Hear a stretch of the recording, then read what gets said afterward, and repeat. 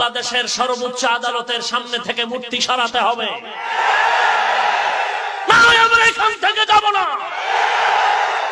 আমরা কিলাকিলির জন্য আসিনি, আমরা দ্বন্দ্ব করার জন্য আসিনি।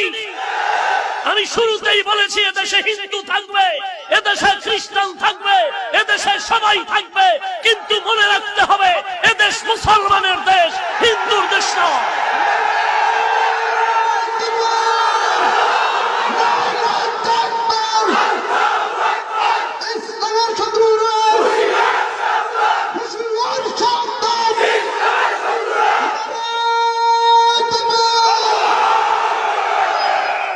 ভাইয়ের আমার, আমরা উগ্রবাদী নয়, আমরা উগ্রবাদী নয়।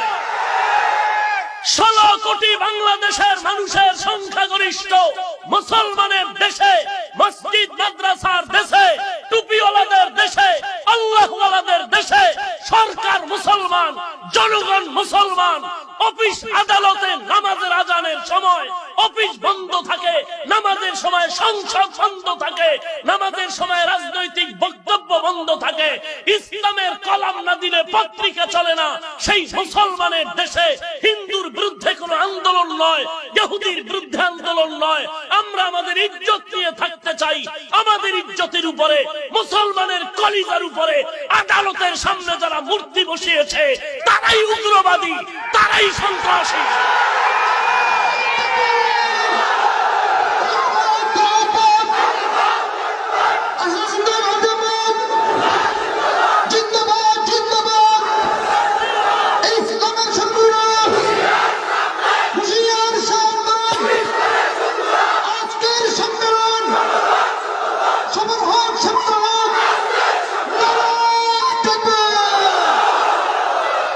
কোন দলাদলি নেই, ইমানের ডাক যখন পাবো দৌড়। রেজি না কোনো কিলাকিলি করবেন যে অমুকে ডাকছে যামু? ইমানের ডাক যেই দিবে সে আমাদের আপন। কথা ঠিক? কোন ওলামায়ে কেরাম যদি ডাকেন ইমানের দাবি পূরণের জন্য আমরা উপস্থিত হতে রাজি না দলাদলি করব? ইমানের দাবিতে যারাই ডাকবেন তারা আমাদের আপন। আমরা এমপি হতে চাই না, মন্ত্রী হতে চাই না। এ দেশ যেভাবে চলছে চলবে। আমরা চাই কোন হাঙ্গামা, আমাদের ভিতরগত কোন দ্বন্দ্ব যেন না থাকে। আমরা হিন্দুদের বিরুদ্ধে কথা বলি না, শুরুতেই বলেছি এটা মুসলমানের দেশ। তাহলে কাটেন।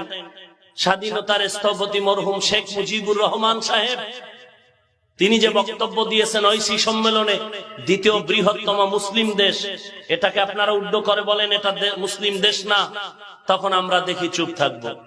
যতক্ষণে দেশের মানচিত্রে মুসলমান দেশ শব্দ থাকবে, আমাদের ইজ্জত ওই পরিমাণে উঁচু রাখতে হবে ইনশাআল্লাহ।